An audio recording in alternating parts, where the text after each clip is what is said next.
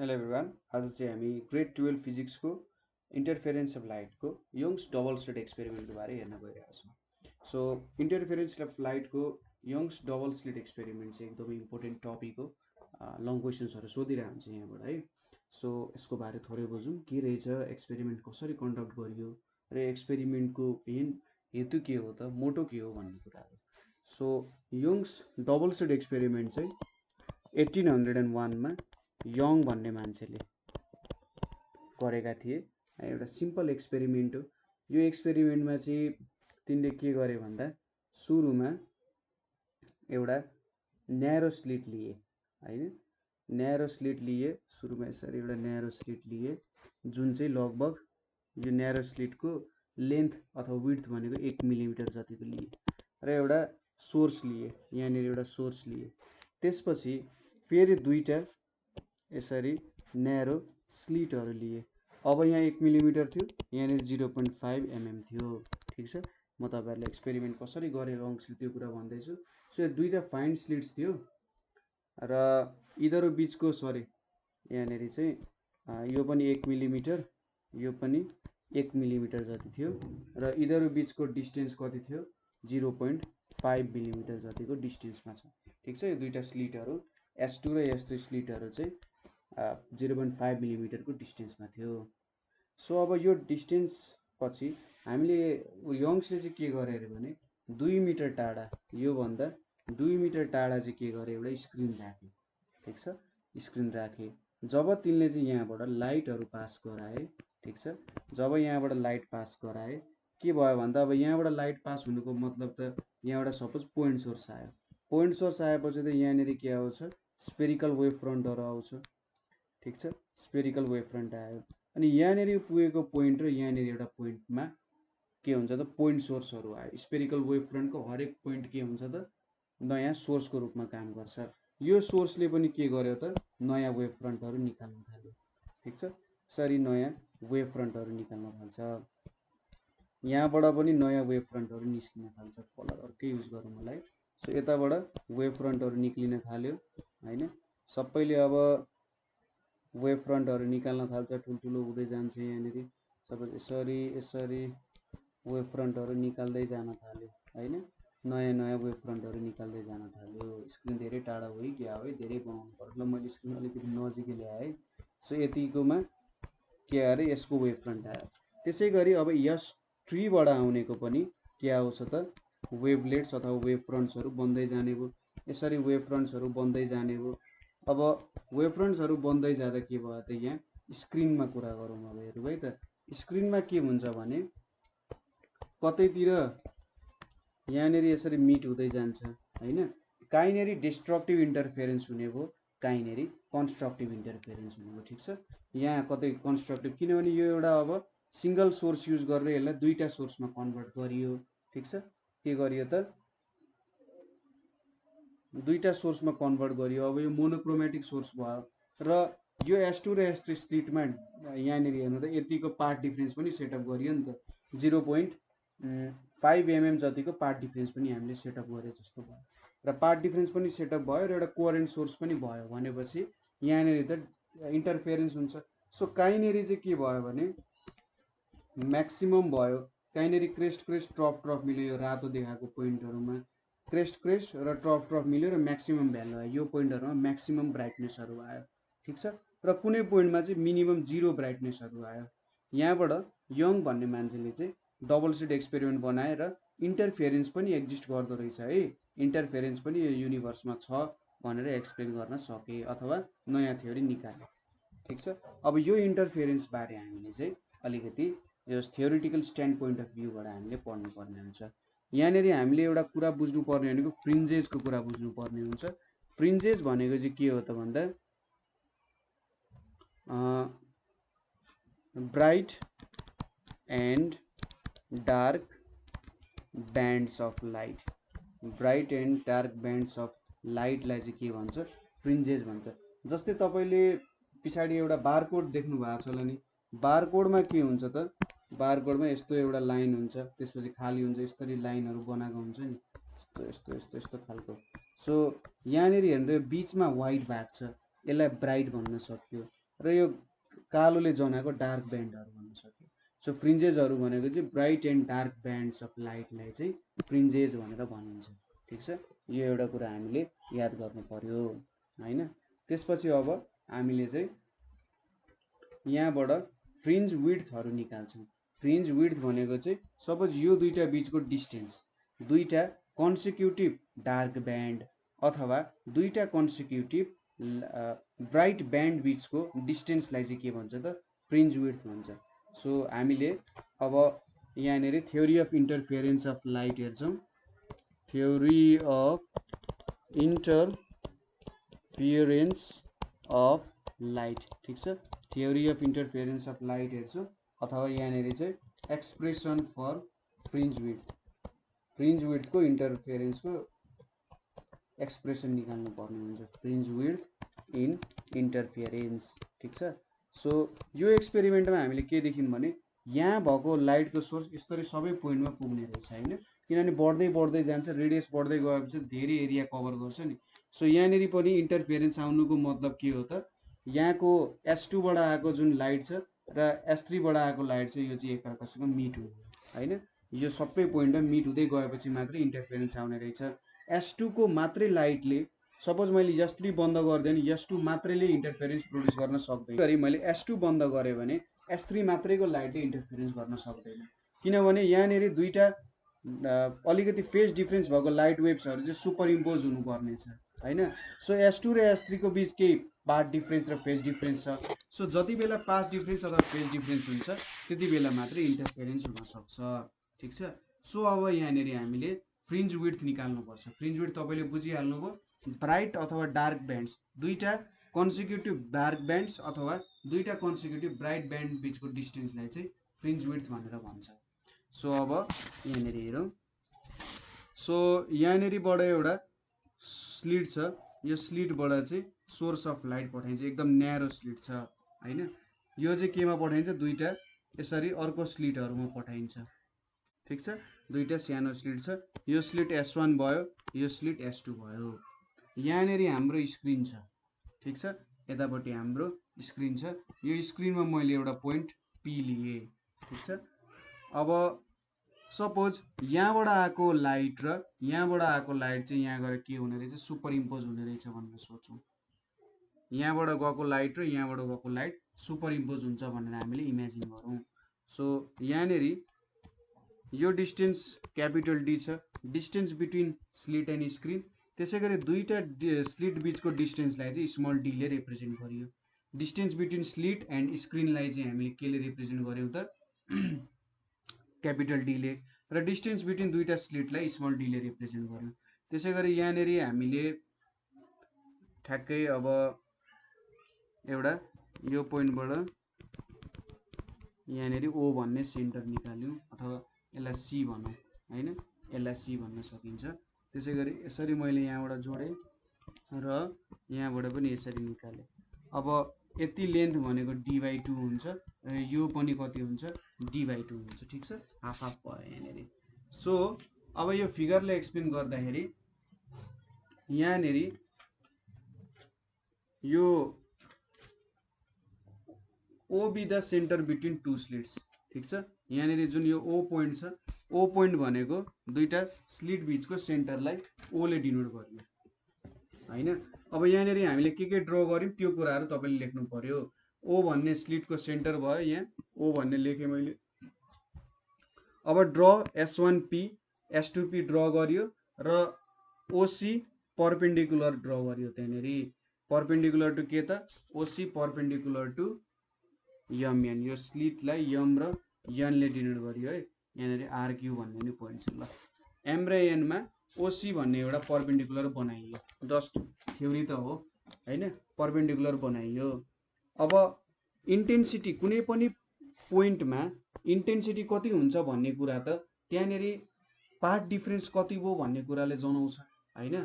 Path difference चाहिँ n lambda भयो भने के हुन्छ त, त्यहाँनेरि म्याक्सिमम हुँदो रहेछ है। त्यहाँनेरि चाहिँ के हुने रहेछ त, इन्टेन्सिटी म्याक्सिमम हुने रहेछ। यदि 2n-1 λ/2 भयो भने पाथ डिफरेन्स इन्टेन्सिटी मिनिमम हुन्छ। सो कुनै पनि पोइन्ट स्क्रिनमा कति चाहिँ अब ब्राइट छ कति डार्क छ भन्ने कुरा चाहिँ पाथ डिफरेन्सले भेट्न सकिने रहेछ। ठिक छ। सो यहाँनेरि पोइन्ट सी भन्ने पनि छ। पोइन्ट सी भन्ने कुरा चाहिँ ठ्याक्कै पर्पेन्डिकुलर बाइसेक्टरको रूपमा एक्ट गरिरहेछ अफ S1 एन्ड S2। ठिक छ। SO ले पर्पेन्डिकुलर बाइसेक्टरको रूपमा एक्ट गरिरहेछ। सो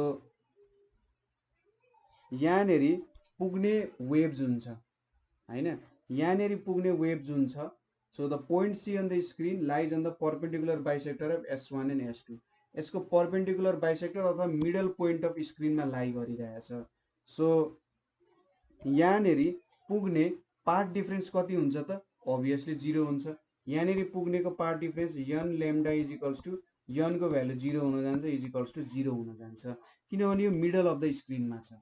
मिडल अफ द स्क्रिनमा भइसकेपछि के हुन्छ त? यहाँनेरि पाथ डिफरेन्स चाहिँ यहाँबाट पुग्नेको पाथ डिफरेन्स त के हुन्छ? 0 हुन जान्छ। ठिक छ। सो यहाँनेरि पाथ डिफरेन्स 0 हुन जान्छ। पाथ डिफरेन्स 0 हुनुको मतलब फेज डिफरेन्स 0 हुनु भन्न खोजे। फेज डिफरेन्स चाहिँ 0 हुन्छ। यहाँ पुग्ने वेभको फेज डिफरेन्स 0 हुनु भएको कारण यहाँनेरि पाथ डिफरेन्स 0 हुन्छ र यहाँनेरि के आउँछ? म्याक्सिमम आउँछ सबसे। ठिक छ। यहाँनेरि चाहिँ सबसे ब्राइट इन्टेन्सिटी भएको लाइट चाहिँ यो मिडल पोइन्टमा आउँछ। हामीले त्यो इमेजिन गर्यौँ यहाँनेरि। ठिक छ। तपाईले उल्टो इमेजिन गर्दा पनि हुन्छ, तर जेनरली हामीले यसरी नै गर्ने गर्छौँ यसमा। सो यहाँनेरि म्याक्सिमम इन्टरफेरेन्स अथवा म्याक्सिमम इन्टेन्सिटी आउँछ, किनभने त्यहाँनेरि चाहिँ पाथ डिफरेन्स के छ त? 0 छ अथवा फेज डिफरेन्स 0 छ। त्यो भएर त्यहाँ म्याक्सिमम इन्टेन्सिटीको लाइट आउँछ। यसलाई चाहिँ सेन्ट्रल म्याक्सिमम भनेर भन्छ अथवा सेन्ट्रल म्याक्सिमा भनेर भन्छ। सेन्ट्रल म्याक्सिममबाट यता बाहिरतिर चाहिँ अब थोरै इन्टेन्सिटी आउने भयो जस्तो कुरा भयो। थोरै भन्दा पनि जस हेर्दै जाउँ के हुन्छ भनेर। सो यहाँनेरि हामीले यो कुराहरू हेर्यौँ। अब पाथ डिफरेन्स हेर्नु पर्यो।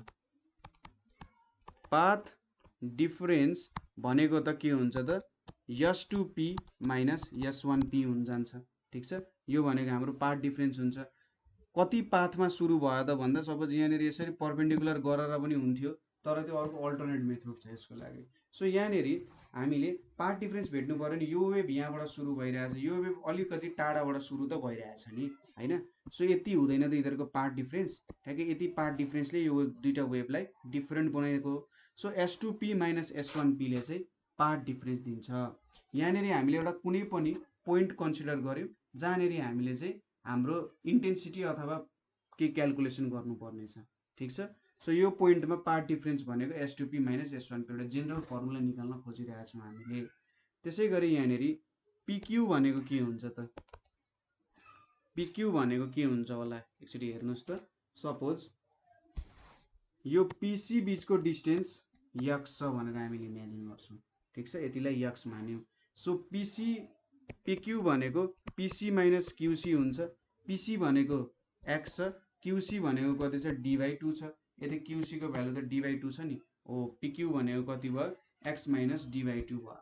त्यसै गरी PR भनेको के हुन्छ त? PC प्लस CR हुन्छ। सो PC भनेको x प्लस यहाँनेरि d/2 भयो। सो PQ भनेको x माइनस d/2 र PR भनेको x प्लस d/2 हुने भयो।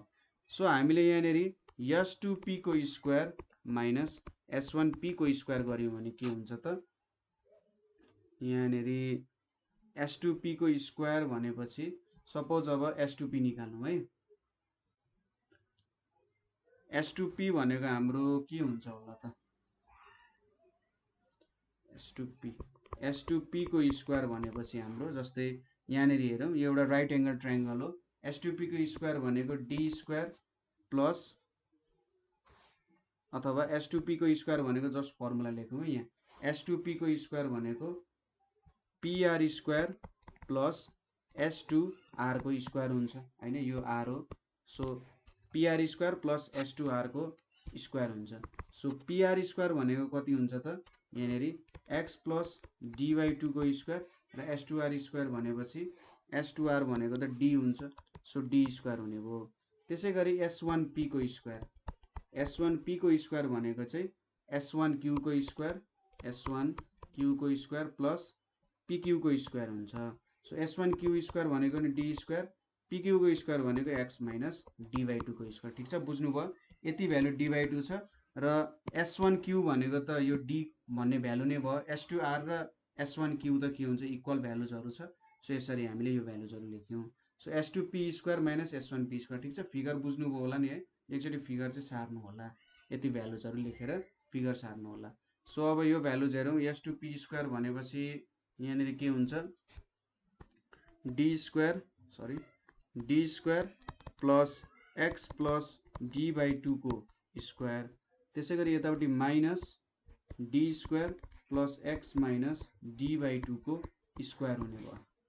सो यहाँनिर के आउँछ, d square plus x square plus xd plus d square by 4, यतापट्टि minus d square minus x square plus xd minus d square by 4 आयो। So d square cancel, x square cancel, d square by 4 d square cancel. So S2P को square minus S1P को square भनेको कति आयो त, 2xd आउन गयो। ठीक छ, सो यहाँनिर अब S2P minus S1P into S2P plus S1P भनेर लेख्न सकिन्छ, इज इक्वल्स टु 2xd भयो हैन। सो S2P माइनस S1P भनेको के हुन्छ, 2xd by S2P plus S1P भयो। यति त बुझ्नु भयो हैन। अब S2P जुन हाम्रो S2P भनेर छ, S2P लाई मैले के लेख्न सक्छु त, यहाँनिर हाम्रो S2P भनेको चाहिँ अब यसलाई हेरौँ है। यो S2P र S1P के छ भने एकदमै नजिकै भ्यालुजहरु छ हैन। यो d भनेको एकदमै सानो छ, हामीले यो कति भनेको थियौं, 0.5 mm भनेको थियौं। सो यो भ्यालु एकदमै नजिकै हुन्छ र के हुन्छ भने S2P nearly equals to S1P हुन्छ। यो nearly equals to distance between यो, लगभग यो सँग इक्वल हुन जान्छ यो दुईटा भ्यालुजहरु। ठीक छ, सो हामीले के लेख्न सक्छौं भने S2P प्लस S1P भनेको चाहिँ d plus d is equals to 2d भनेर लेख्न सक्छौं। ठीक छ, देयरफोर अब पाथ डिफरेन्स भनेको के हुने भयो, पाथ डिफरेन्स भनेको S2P minus S1P is equals to 2xd divided by 2d is equals to xd by d चाहिँ पाथ डिफरेन्स हुने भयो। बुझ्नुभयो? S2P र S1P आफैमा एकदम नजिकै छ र S1P र S2P को भ्यालु लगभग d सँग इक्वल हुन्छ। त्यो भएर हामीले यो भ्यालु सब्स्टिट्युट गर्दिया हो। ठीक छ, यसरी हामीले के निकाल्यौं त, पाथ डिफरेन्स निकाल्यौं। अब फेज डिफरेन्स निकाल्नु पर्ने हो भने फेज डिफरेन्स भनेको चाहिँ के हुन्छ, 2 pi by lambda into path difference हुन्छ। ठीक छ, 2 pi by lambda into path difference भनेपछि 2 pi by lambda into x d by d हुन्छ। ठीक छ, यो हाम्रो फेज डिफरेन्स 5 भयो। अब ब्राइट फ्रिन्जको लागि पहिलो कुरा हामीले ब्राइट फ्रिन्जको लागि हेर्नु पर्यो। ब्राइट फ्रिन्जेसको लागि के हुन्छ, ब्राइट फ्रिन्ज भनेको त के भयो, इन्टेन्सिटी एकदमै हाई भएको, एकदम चकिलो लाइट। चकिलो लाइटको लागि पाथ डिफरेन्स कति हुनुपर्छ त, path difference is equals to n lambda हुनुपर्छ। हामीले पाथ डिफरेन्स कति भेटा छौं, x d by d is equals to n lambda भयो, और x इज इक्वल्स टु के हुने भयो, n lambda d by d हुने भयो। यसलाई 1 मानियो। So n is equals to 0 को लागि के हुने भयो, x naught is equals to 0 हुने भयो। यो चाहिँ हाम्रो के हुन्छ, सेन्ट्रल ब्राइट फ्रिन्ज हैन। हामीले अगाडि नै भनिसकेका थियौं, सेन्ट्रल ब्राइट फ्रिन्ज हुन्छ। n इज इक्वल्स टु 1 को लागि x1 भनेको ल्याम्डा d बाई d हुन्छ। त्यसैगरी n इज इक्वल्स टु 2 को लागि x2 भनेको 2 ल्याम्डा d बाई d हुन्छ। त्यसैगरी n is equals to n को लागि xn भनेको n lambda d by d हुन्छ। सो यहाँबाट के थाहा पाइयो भने, यहाँबाट यो भनेको हाम्रो फर्स्ट ब्राइट फ्रिन्ज भयो, यो भनेको सेकेन्ड ब्राइट फ्रिन्ज भयो, यो भनेको हाम्रो थर्ड ब्राइट फ्रिन्ज भयो। यसरी चाहिँ हामीले फ्रिन्जहरु भेट्यौं। सपोज यहाँनिर मैले यसरी डार्क ब्राइट बनाएँ भने यो बीचको भनेको ब्राइट हुन्छ। ठीक छ, यो मेरो फर्स्ट ब्राइट फ्रिन्ज भयो, यो मेरो सेकेन्ड ब्राइट फ्रिन्ज भयो, यो मेरो थर्ड ब्राइट फ्रिन्ज भयो, यो फोर्थ भयो। अब मैले भेट्नुपर्ने फ्रिन्ज विड्थ हो नि। फ्रिन्ज विड्थ भनेको के हो त, फ्रिन्ज विड्थलाई चाहिँ जेनरली बीटाले डिनोट गरिन्छ र यो भ्यालु x2 माइनस x1 गरे। ठिक छ। विड्थ फ्रिन्ज विड्थ भनेको चाहिँ के हो? फ्रिन्ज विड्थ भनेको चाहिँ दुईटा कन्सिक्युटिभ हाम्रो ब्राइट फ्रिन्ज, हामी ब्राइट फ्रिन्जमा काम गरिरहेको छौँ भने दुईटा कन्सिक्युटिभ ब्राइट फ्रिन्जको डिस्टेन्स कति छ भनेर भेटे जस्तो हो। ठिक छ। सो सेन्टरबाट पहिलो ब्राइट फ्रिन्जको distance lambda D by D रहेछ, त्यसै गरी दोस्रोको 2 लैम्डा डी बाई डी रहेछ। सो दुईटा कन्सिक्युटिभ ब्राइट फ्रिन्जको डिस्टेन्स कति रहेछ भनेर क्यालकुलेट गर्न मैले के गरेँ? x2 माइनस x1 गरेँ। दुईटा कन्सिक्युटिभ छ। सो यो भ्यालु कति आयो? 2 lambda D by D minus lambda D by D is equals to lambda D by D आयो। सो यसले मलाई के दियो? Fringe width. दुईटा कन्सिक्युटिभ ब्राइट फ्रिन्जको डिस्टेन्स कति हुने रहेछ? लैम्डा डी बाई डी हुने रहेछ। ठिक छ। Therefore beta is equals to lambda D by D हुने रहेछ। सो अब डार्क फ्रिन्जको लागि चेक गर्नु पर्यो भने, डार्क फ्रिन्जको लागि मैले चेक गर्नु पर्यो भने के हुन्छ? हाम्रो पार्ट डिफरेन्स, डार्क फ्रिन्जमा के हुन्छ? पार्ट डिफरेन्स अथवा इन्टेन्सिटी मिनिमम हुन्छ। इन्टेन्सिटी मिनिमम हुनको लागि पार्ट डिफरेन्स भनेको 2n माइनस 1 लैम्डा बाई 2। यदि तपाईँले यो फर्मुला बुझ्नु भएको छैन भने हाम्रो अघिल्लो भिडियो हेर्नु होला है। ठिक छ। यहाँनिर पार्ट डिफरेन्स किन यति हुनुपर्छ भन्ने कुराहरू हामीले डेराइभ गरेका छौँ। सो यहाँनिर पार्ट डिफरेन्स हामीले कति भेटेका थियौँ? x D by D is equals to 2n minus 1 lambda by 2 भयो। So x is equals to के हुने रहेछ? सरी, दुईटै स्मल डी लेखेको छु है। सो यहाँनिर डी छ। So 2n minus 1 lambda D by 2d भयो। ठिक छ। अब for n is equals to 1 के हुन्छ? x को value lambda D by 2d हुन्छ। यो भनेको फर्स्ट डार्क फ्रिन्ज हुन्छ। ठिक छ। यो भनेको फर्स्ट डार्क फ्रिन्ज हुन्छ।